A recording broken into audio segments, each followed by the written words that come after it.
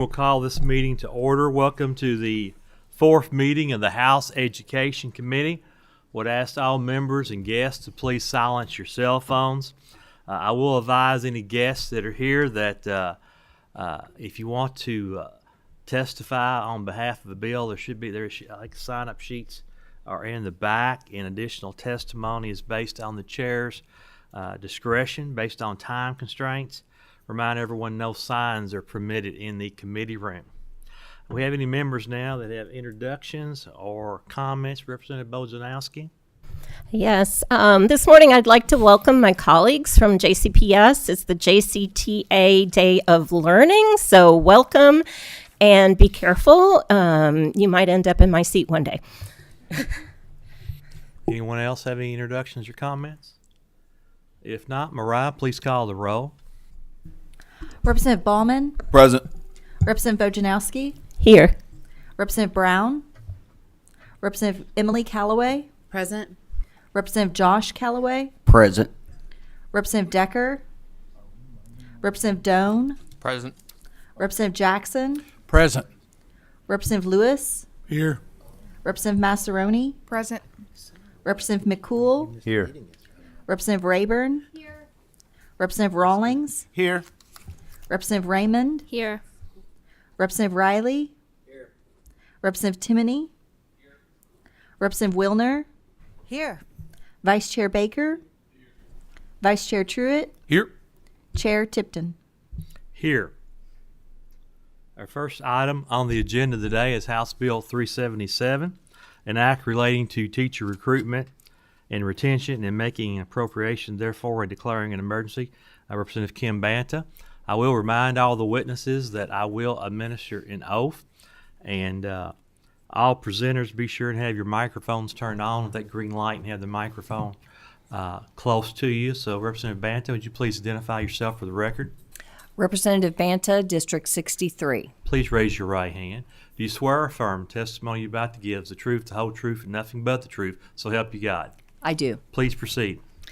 We've already voted on this, and this is a cleanup for the Kentucky Higher Education Authority. Okay, so this is going to be brief. It's just aligning the eligible provisions. They're identical with KIA, and the KIA also requested that the definition summer term be added so that summer school, if somebody goes through the summer to complete their degree and become teachers, that it will count. And if there are no questions, I move for passage. Motion on the bill. We have a committee sub. Motion on the sub. Oh, I can't do that. I'm not up there with you. I know, but I'm just letting everybody know we do have a committee sub. Have a motion on sub in a second.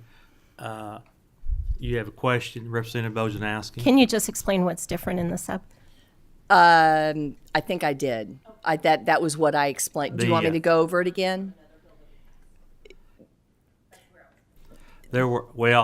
I believe what Representative Banta is referring to, in the budget language, the appropriation for this is already in the House budget bill.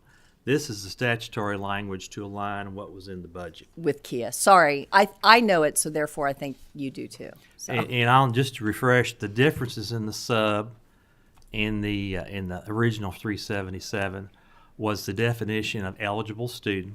Mm-hmm. They aligned together. There was a slight difference. Yes. Also, there was an addition to add. We had semester in here. We also added summer term, so a student could take a summer term. And then on the reward amounts for the loan forgiveness program, it had originally said $5,000 and $2,500. Mm-hmm. Now it says up to $5,000 and up to $2,500, depending on funds available. Yeah, Representative Bojanowski. Thank you. All right. So as I read through this, just kind of a question. So if someone takes the grant or the money and then doesn't become a teacher, they would have to immediately pay back those funds. So when I was going through teacher prep, I had a teach grant. And if someone didn't fulfill the teach grant, then it converted into a loan. So it converts into a loan. Yes. My question was. Okay, yes. Thank you.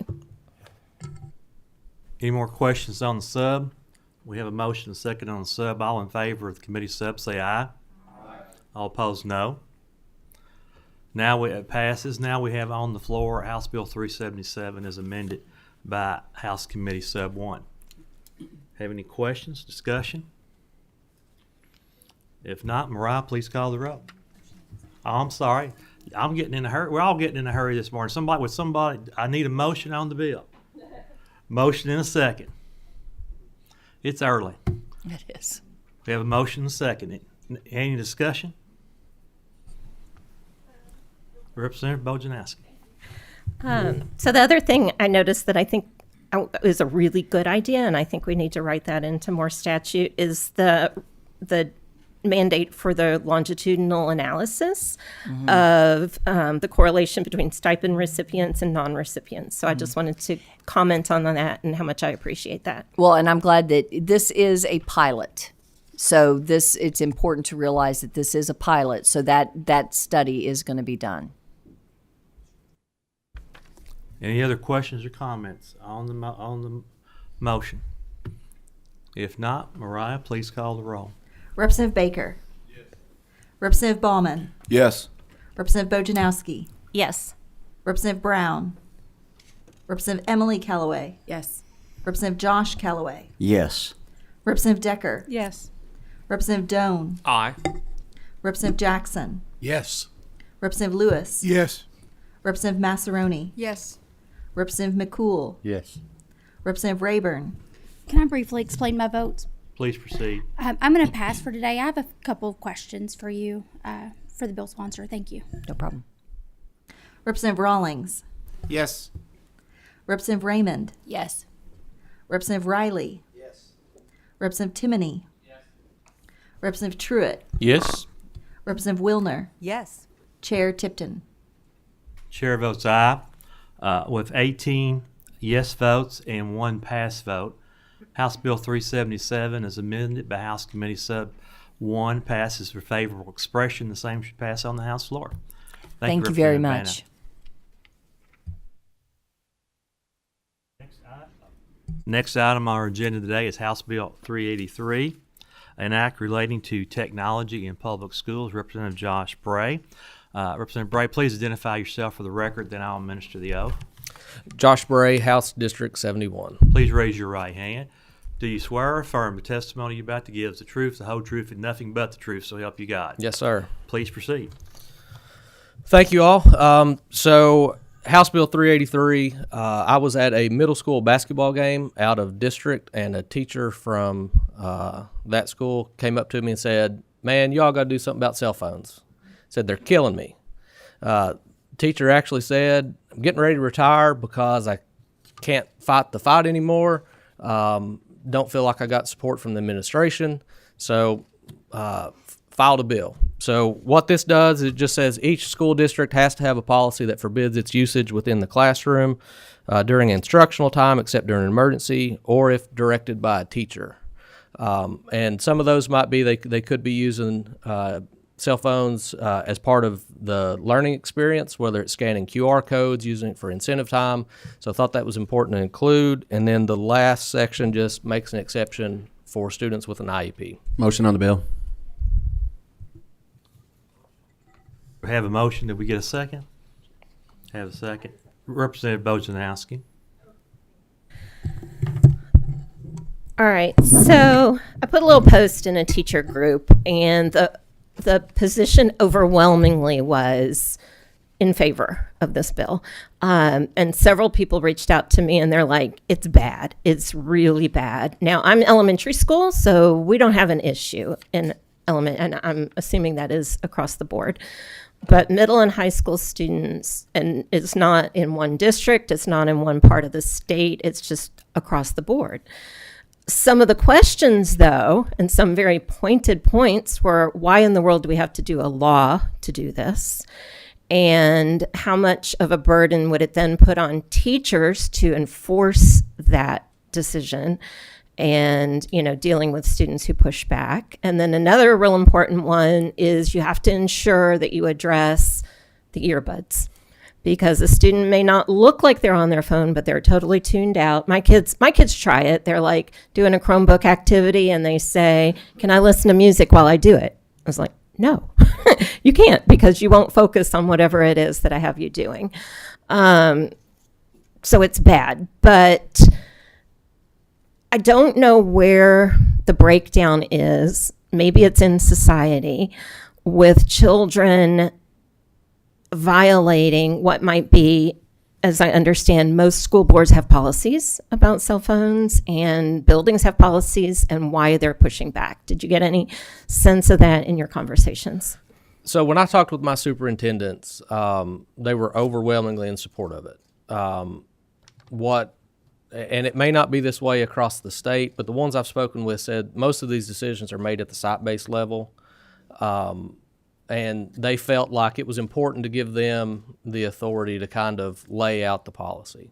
Now, as far as how it'll be enforced or what happens when there's pushback, I mean, school systems already have disciplinary policies that follow this. So I didn't think it was important to put in there like shall be confiscated or something like that, because those decisions are best made at the local level. But as far as the enforcement side of that, I think there's already a mechanism in place to kind of handle that. And as far as the earbuds, I'm 100% with you in support. I've got a son, 11 years old. We fight that battle quite a bit. I mean, he's got a cell phone, but that thing's locked down like Fort Knox. But the earbuds are still going in. And so I would be happy to address that however, we think it's appropriate. I have a question from Representative Truitt. Representative Bray, I want to thank you for bringing this legislation. More of a statement, and you've kind of already hit on it a little bit. So some districts, some schools already have policies to prevent cell phone usage. Is that correct?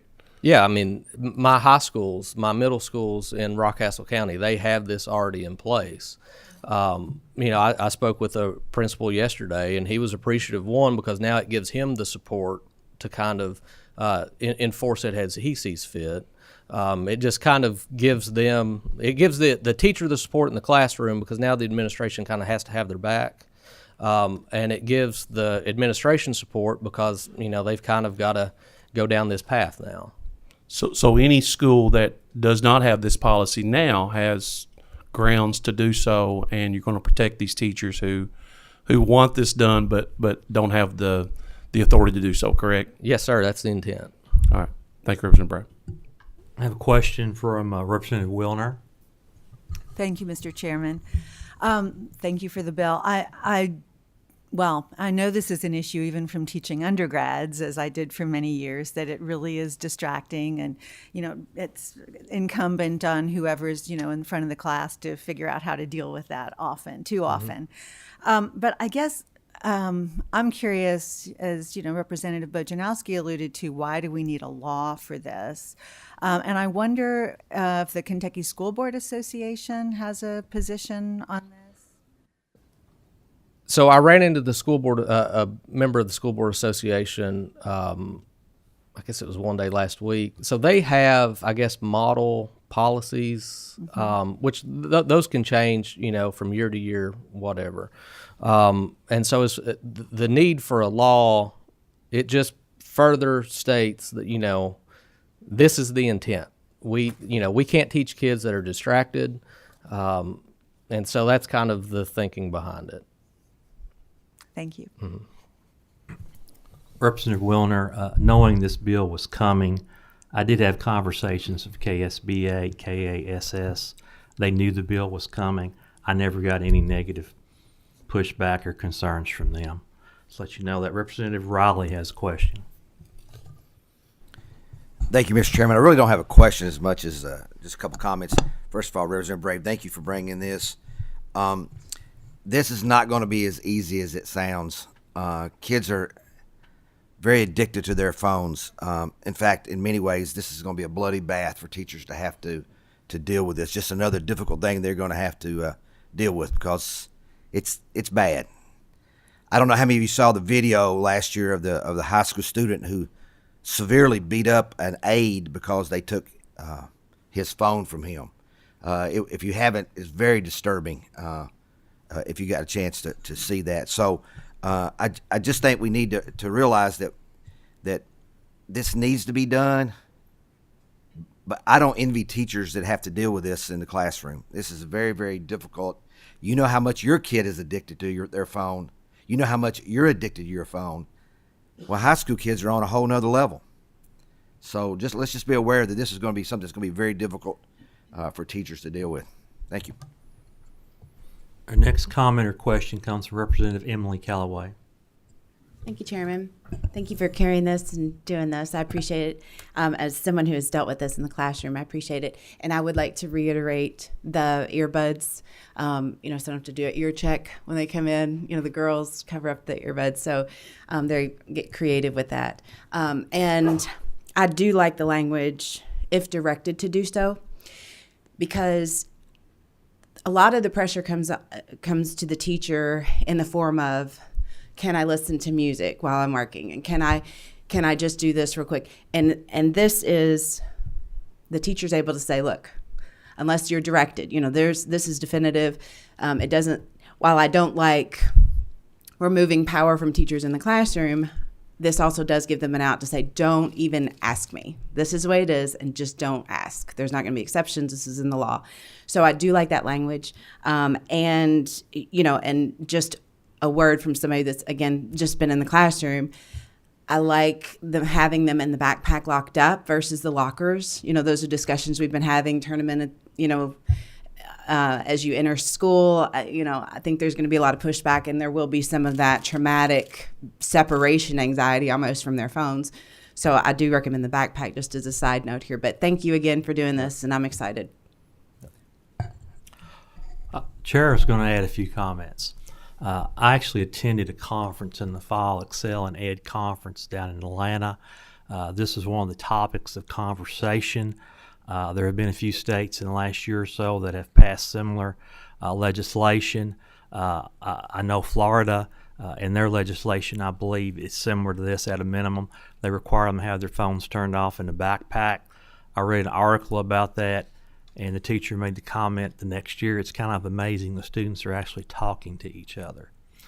And I see three issues here. One of them is students have lost the ability to communicate with other people because they're so dependent on technology. We have concerns about academic progress because of constant distractions in the classroom. And the other aspect of this is mental health. One of the data points they shared in the meeting, the seminar on this issue, was that since 2012, the number of teenage suicides by teenage girls has doubled in this country, and that was about the time the smartphone came out. Now, is it a direct correlation? I'll let everybody decide that, but it is a concern. I appreciate you bringing forward, and I believe Representative Josh Callaway has a question. It's actually just a little more of a comment, but I do appreciate you bringing this bill. And what's interesting to me about this particular piece of legislation is that it brings about a broad look at so many different subjects and issues. So Chairman made reference to the mental health issue, parental involvement, because we know that the parents can help with this, and being engaged and involved in their child's life and their education. Administration support to the teacher, the kids thinking for themselves and not relying on technology to try to come to the answer. So there's a lot of different things that this brings to the table. So I do appreciate you bringing this, highlighting this issue. And the mental health issue is definitely something that's on my mind. We have the second leading cause of death for our 15 to 24-year-olds is suicide. And there's so many things that happens through technology and devices. And so I greatly appreciate this piece of legislation. I see no more questions or comments. We have a motion and a second. Mariah, call the roll. Representative Baker? Yes. Representative Ballman? Yes. Representative Bojanowski? Yes. Representative Brown? Representative Emily Callaway? Yes. Representative Josh Callaway? Yes. Representative Decker? Yes. Representative Doan? Yes. Representative Jackson? Yes. Representative Lewis? Yes. Representative Massaroni? Yes. Representative McCool? Yes. Representative Rayburn? Yes. Representative Rawlings? Yes. Representative Raymond? Yes. Representative Riley? Yes. Representative Timoney? Briefly explain my vote. Proceed. I'm voting yes today, but I'm concerned that this bill will interfere with my son's TikTok persona that he tries to film at school and the videos he does in the bathrooms. I don't know, if I'm going to be allowed to come home tonight. Thank you. Representative Truitt? Yes. Representative Wilner? Yes. Chair Tipton? Chair votes yes with 19 yes votes, 0 no votes, and 0 pass votes. House Bill 383 passes with favorable expression. Same should pass on the House floor. Thank you, Mr. Chairman. Thank you, members of the committees. Our next item on the agenda is House Bill 387, an act relating to substitute teacher certification.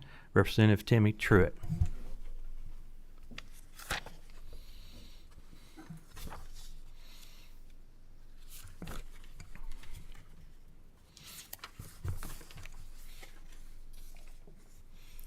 Representative Truitt, please identify yourself for the record, then I'll administer the oath. Representative Tim Truitt, District 89. Please raise your right hand. Do you swear or affirm the testimony you're about to give is the truth, the whole truth, nothing but the truth, so help you God? I do. Please proceed. All right, I'll start off with making a motion on the committee sub. Guess I can do that, correct? You sure can. You're a member of this committee. We have a motion on the committee sub and a second. Any discussion on that? Representative Bojanowski. Yes. Could you explain the difference between the original bill and the sub, please? The biggest difference is in the original bill, it was 1, 3, and 5 years. And in the committee sub, it goes to 1, 5, and 10. We just extend that. Representative Dossett came to me and asking about extending that for a circumstance that he was dealing with. And I'm like, that makes it easier on the districts, makes it easier on the EPSB. I'm good with it. There was one additional change. That's correct. You're right. I'm sorry. It also thank you, Chairman. It also allowed out of state certificates to be able to come in and sub. There's one more. I'll just share it. Thank you, Chairman. One more. In the original bill on the 1 year, it said anybody with a high school diploma. We just added our high school equivalency diploma to that to be consistent. Go ahead, Representative Truitt. All right. So this is one of those bills that I guess makes it one of the best bills because it came out of necessity. A couple weeks back, I was traveling to school, and my assistant principal, I called, and I always check in on her on Tuesdays and Thursdays because I'm here at the beginning of the day. And I called and I said, "How's things going?" And she's like, "Well, we're 9 teachers out." I was like, "Okay. How many subs you got?" 0.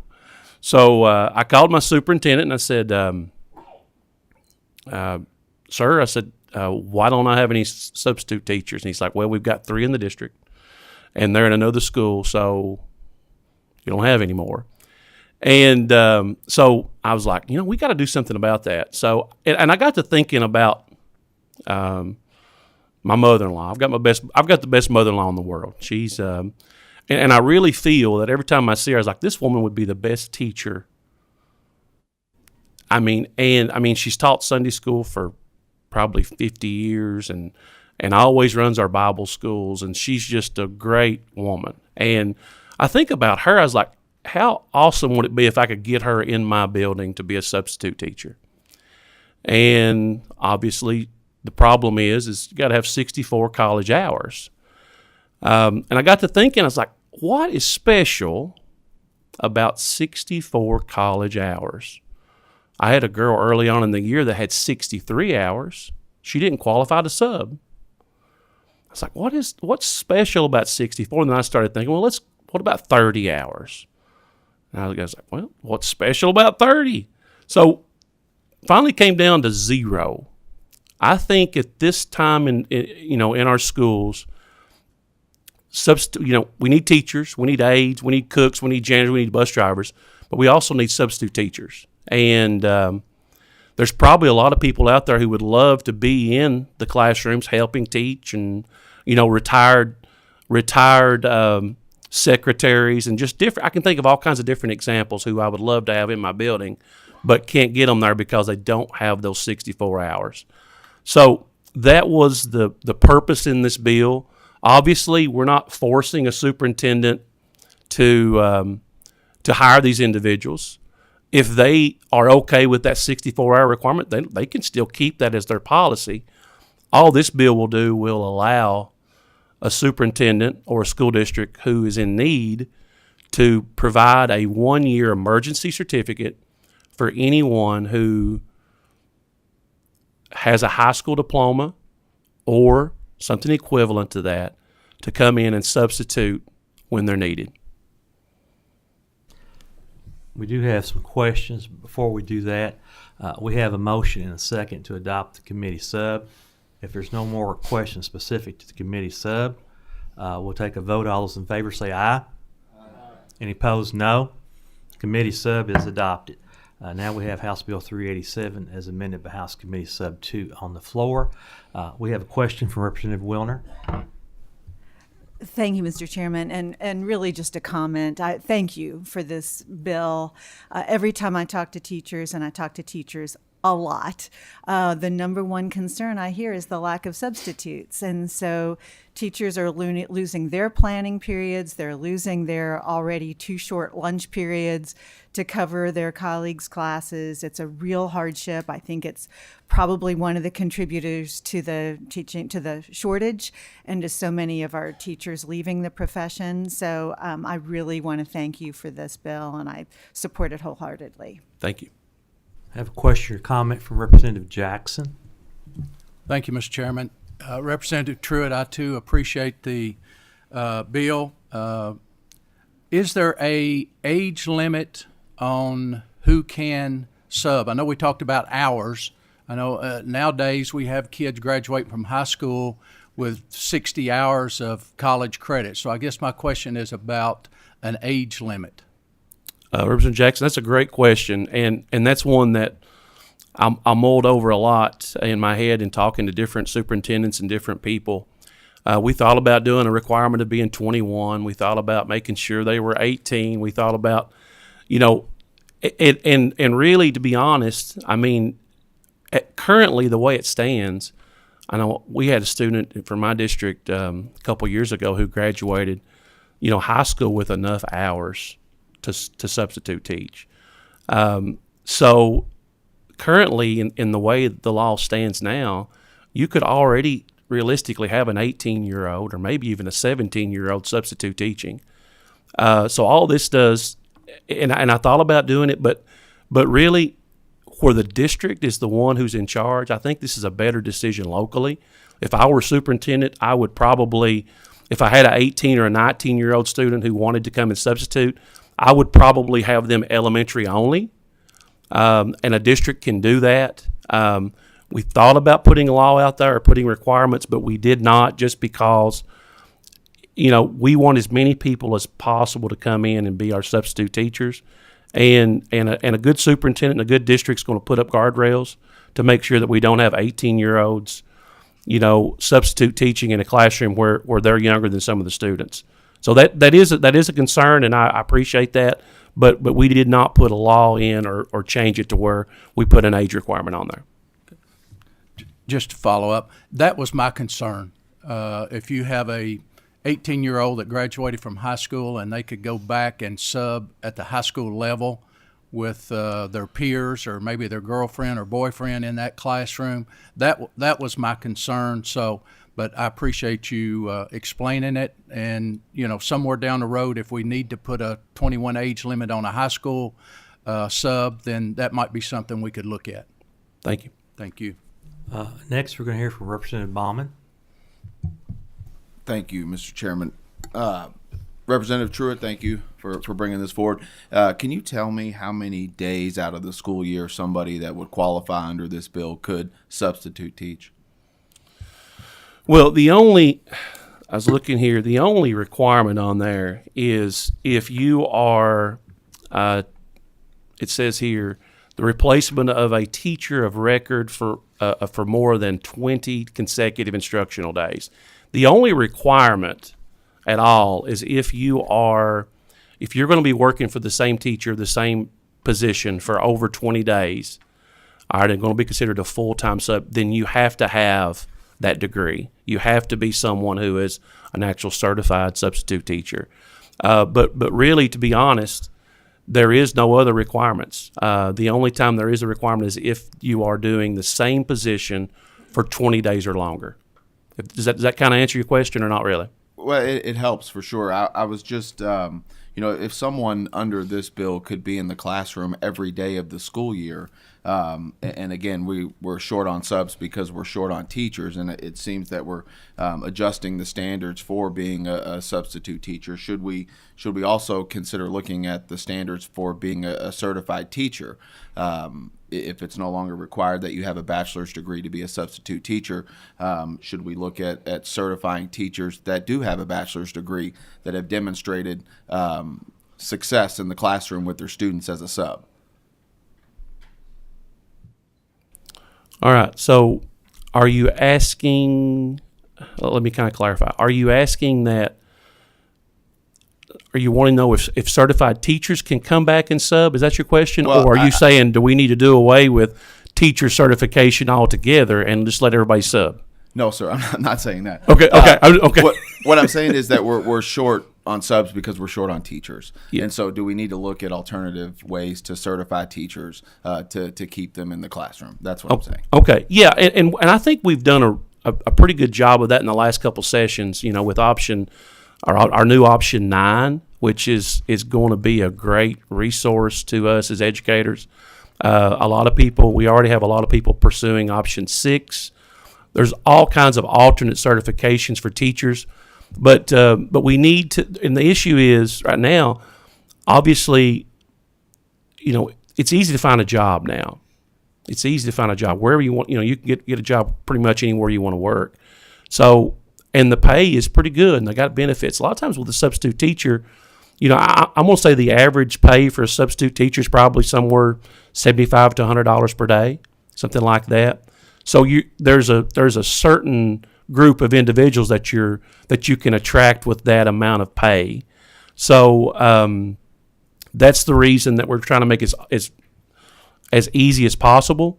And like Representative Jackson said, if we see that this opens up a can of worms, then we can always come back and close that just a little bit. But I think a good superintendent that we want to trust with making all kinds of decisions can make the right decisions in this instance. Thanks, sir. Next, we'll call on Representative McCool. Thank you, Mr. Chair. Just a couple of quick questions. Will background checks still be considered, and will there be any type of evaluation if it's going to be a long-term substitute teacher? Thank you, Representative McCool. Same background checks as everything. They'll have to do their background checks, their CAN checks, everything that a district requires for you to be employed. And this is something I didn't really realize until I got to digging in this and talking to EPSB. I just thought that a substitute teacher just went to that district, turned in their application, and was just an employee of that district, and that was it. But actually what happens is anytime that a district uses someone to be a substitute teacher, they send those to EPSB, and then they get a 1-year certificate. They get a 1-year substitute certificate. I wasn't aware of that. I didn't know that happened. And there's not actually a paper trail or anything, but it's done electronically. So this bill would just basically allow that once they went through the process of being hired with the CAN checks and all those different checks they have to do, then they would just refer that to EPSB, and they get that 1-year emergency certificate. And I hope that kind of answers the question just a little bit. Is that good? Or you got another one? Yes, thank you. They'll also be evaluated during the process as well? There is no requirement for evaluation of substitute teachers that I'm aware of. But obviously, the district, if this substitute teacher is not doing what they need to be doing, then they could always not call that person or take them off their sub list. But I'm not aware of any evaluation that takes place for substitute teachers. Thank you. Can I make a brief comment, Mr. Chair? Please proceed. Just concerned about the evaluations because we're talking about the students, make sure they get the quality that they should be receiving, and I appreciate the background. Thank you very much. Thank you, Mr. Chair. Next, we have Representative Timoney. Thank you, Chairman. I have a couple comments and a couple questions. first and foremost, thank you for bringing this bill forward. I think it's, our sub shortage is a paramount issue right now. And I think that because that is so critical, I think that, I'm going to kind of go back on kind of some of my principles as far as, core principles for who I want in classrooms. I had a sub once show up and say, "I'm here to babysit." And we had a clear conversation that you're not babysitting, that there is instruction that's going to go on. There's a system that you're a part of now. So that's one of the things that I kind of make sure we want to stay away from. I will go ahead and say, if we didn't have a teacher shortage right now and a sub shortage, I'd be a no on this. I think our age limits, I think we do need to talk about that. 18 and 19-year-olds should be elementary only. But is there anything in the bill that would tell a superintendent not to put them in high school? And see, so it potentially could happen. And they'd say, well, there's nothing in the law. They changed the law, but they didn't put anything specific about that. So I think that's a conversation that we do need to kind of put a guardrail in there for that. But one of the things I think it's worth mentioning is that, we are going to keep, and Representative, you and I have had long conversations about what we need to do for education, and the teacher shortage in particular. But, you mentioned option 6 a second ago, and y'all, we're gonna keep putting Band-Aids on these issues until we get a systematic approach to change the game and attract teachers into the profession with pay, with safety, with security, with standards, with accountability measures that are fair and accurate and do truly represent what's going on in our schools. So I think this is just another kind of example, another page in that chapter of, we're putting Band-Aids on a problem. And I look forward to having some more conversations with you about how we can continue to fix things. So thank you for bringing this forward. See no more questions or comments this time. House Bill 387 is amended by House Committee Sub 2 is the agenda item. Is there a motion on the bill?